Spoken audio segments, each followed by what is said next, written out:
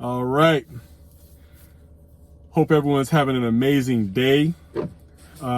Just doing this video, obviously you see the title, so you pretty much know what it's about. I just want to start this video off by saying that I do have a WhatsApp group. So if you're interested in joining that group, send an email to this email here on the screen and we can get you verified and put into the chat. This is so that you can ask questions more direct and have discussions with everyone else in the group, so we can communicate better and stuff like that.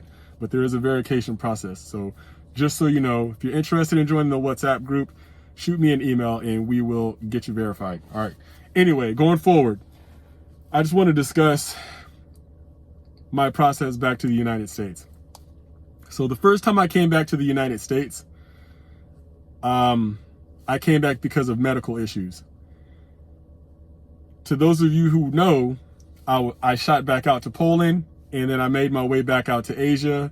And now currently I am back in the United States again to get medical treatment again. This time it shouldn't be as long, right? I should be cleared fairly quickly, as I'm doing great now. It's really just a checkup. All right. I want to make sure my health is fine. And I do get asked, why don't you see someone overseas? Well, to be honest with you, my reasoning behind that is because I don't want too many chefs in one kitchen. All right. My primary care here in the US, they're taking care of it. They're on it and they're taking care of it quite good. So I don't mind. And plus, on top of that, I do need to be able to fly in and out and fly around to different places so that I can gain more knowledge and more experience, about how the process works under IML. And the only way that I'm going to do that is to put myself in positions to do that. This is how I relay information right back to you. It's based off of my experiences. I'm not going to tell you something that I don't know personally. I'm probably going to be like, I don't know, or what I would do. I can only speak based off of what I would do. And I'm not going to be like other organizations that when you contact them, you ask them for their opinion. And the first thing they say is, contact a lawyer and ask them. I've done that a lot. And upon doing so, I was unsuccessful with getting my questions answered. It was ridiculous, right? I wasn't able to get any of those questions answered. And at the same time, they wanted to charge me a fee just to ask them fucking questions. It was ridiculous, right? I had to pay a consultation fee of like $100, $150 just to ask two basic ass questions. I just thought it was ridiculous. All right. So now here I am, put myself in positions to find out on my own, just so you guys could know from the person who's experiencing this shit. All right. So anyway, this time I flew back into the United States. My process was actually very simple. Well, since I've left the US the first time, my process has been very smooth the whole time, right? When I came back to the States, I got treatment. I went back to Poland. I went to Thailand and I stayed in Thailand. I stayed in Thailand for about a month. Then I went to Indonesia and then back to Thailand. The reason why I did that was because I knew that I had to go back to the States. I knew that I had to come back to the States in order to get treatment again, to get another checkup. So when I was looking at flights from Indonesia to the US,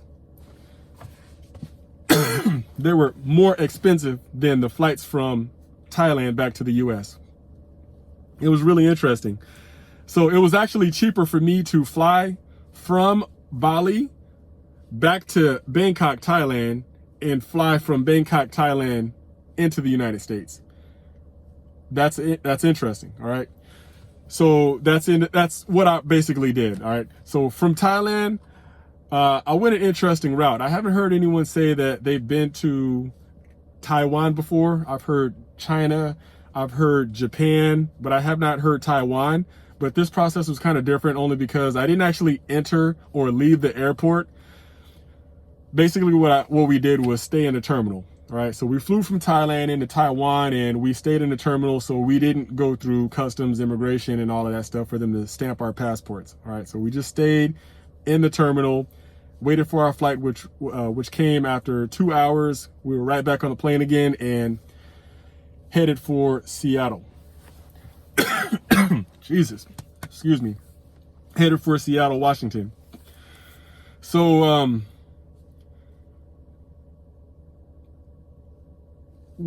so first of all, let me say this. The thing that I found interesting about this re-enter to the US, I found out that different ports of entry, they operate differently, even though they're the same federal governments. They have the same federal government standards. Different airports operate differently. I did not know, because this is my first time doing that. All right. So the first time I flew back into Miami, they scanned my passport, sent me to secondary. So when I got to secondary, they asked me 2 questions. I answered, and then they sent me on my way. I went downstairs, I picked up my luggage, and I was out of the building. Oh, well, I was on my way to the next flight, right? So that was the process in Miami. The process in Seattle was I flew into Seattle, I go to passport control. Well, actually, I collect my luggage, then I go to passport control. They did not scan my passport, but they just let me go right on through. I think she asked me, am I carrying any goods? I told her, yes, I bought 1 bracelet. I showed her the bracelet, and that was it. She said, okay, handed me my passport back. She did not scan it, right? But there was dogs, canines, all around that airport. So I don't know if any of you have any experience with that or anything like that. Of course, I'm not carrying anything that I'm not supposed to carry, but the level of security at that airport versus all of the airports in the United States that I've been to was pretty high.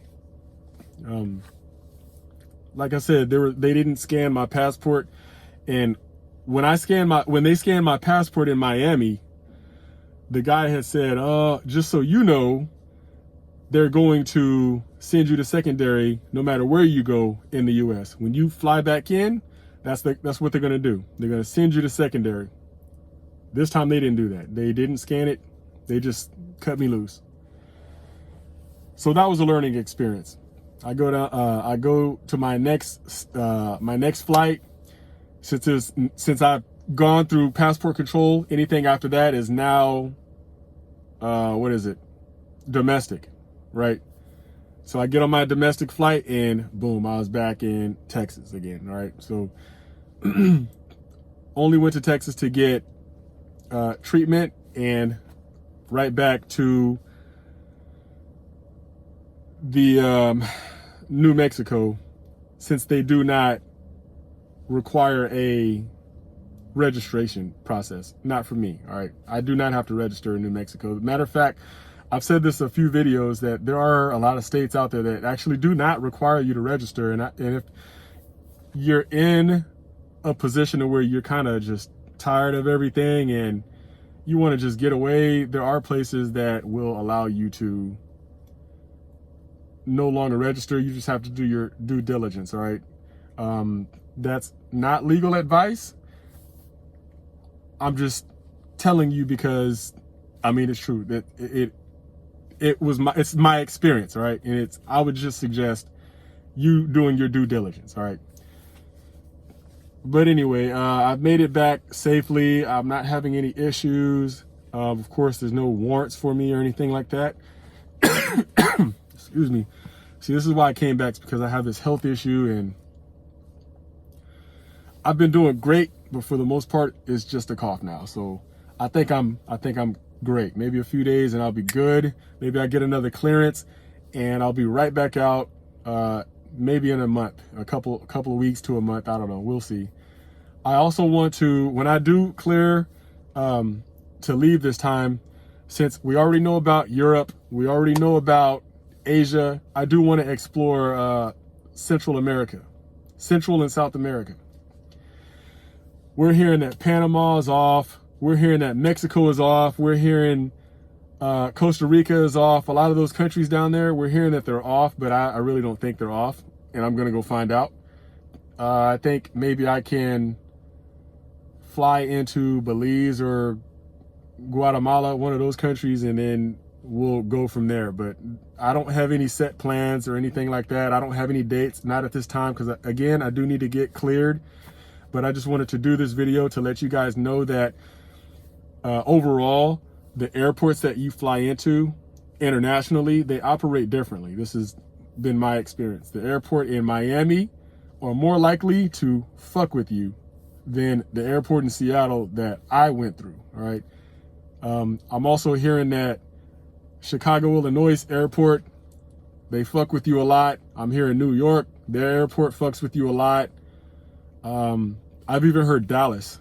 So it just really depends. Like if you have any experience, recent experience flying back into the US, I would like to hear about it. All right. So if you can either shoot me an email or post a comment below about your experience flying back into the country, I definitely would like to hear it. And I'm sure a lot of my other followers would like to hear it as well, because there's other individuals who are planning on leaving. They do need to, you know, they still have family here, so they're going to have to come back. So just kind of want to put that out there, that all the other airports, they're going to operate differently. You'll just have to use your discretion. But if I could make a suggestion based off of my experience, I would say it might be better for you to fly into Seattle, since they didn't scan my passport this time. They just looked at it and let me go. All right. It's just based off of my experience. When Miami scanned my passport, I got fucked with, kind of. You know, even though it was easy and they still let me go, I still got fucked with. You know, we want to be treated like everyone else, and you they look at your passport and they ask you the standard questions and cut you loose. That's fine. But all this sending you to secondary as if you're smuggling a minor in your backpack or some shit like that makes no damn sense. All right, the justification behind it, I will never understand it. Also, I wanted to comment on something completely off topic. There's that new video that Vice posted about the sex offender registry and the problems behind it. I went down to the comments, and that's usually the first thing I start doing when I come to those kind of videos or any other documentary. I go straight to the comments, and usually there's a whole bunch of doctors. There's a whole bunch of doctors in the comment section that seem to know best, right? Oh, those people can't be cured. Those people can't be rehabilitated. Those people are just, their crimes are blah, blah, blah, all this other dumbass shit, right? Well, there was this other dude who was saying, and I don't know if he follows me, and I don't know if he watches my videos, but I hope he does.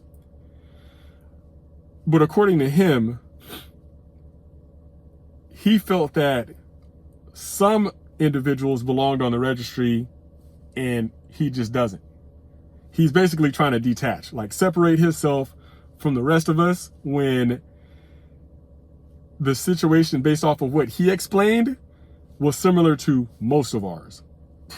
Right. I guess he felt that he had been rehabilitated and the rest of us can't. Now, I will say that there are levels to your circumstance. All right. Of course, some of our circumstances are going to be more intense than the others. All right. So I don't want to throw anyone under the bus or try to throw shade or make myself look any better than anyone. But that's exactly what this individual was doing. And if you are watching my videos, I'm going to suggest that you cut that shit out, because you're not any better. You're still on the registry, and it doesn't really make any sense for you to support the registry for someone else when you're on the same registry. Bro, you either in this fight with us or you're fucking against us, you know? Anyway, that's pretty much it. If you guys have any questions, comments, concerns, shoot me an email or post a comment below. Again, about the WhatsApp group, or if you guys are interested, shoot me an email and we'll get you verified. All right. I got to go drink some tea. I'm blowing up here. Anyway, I'll talk to you guys later, man. Peace.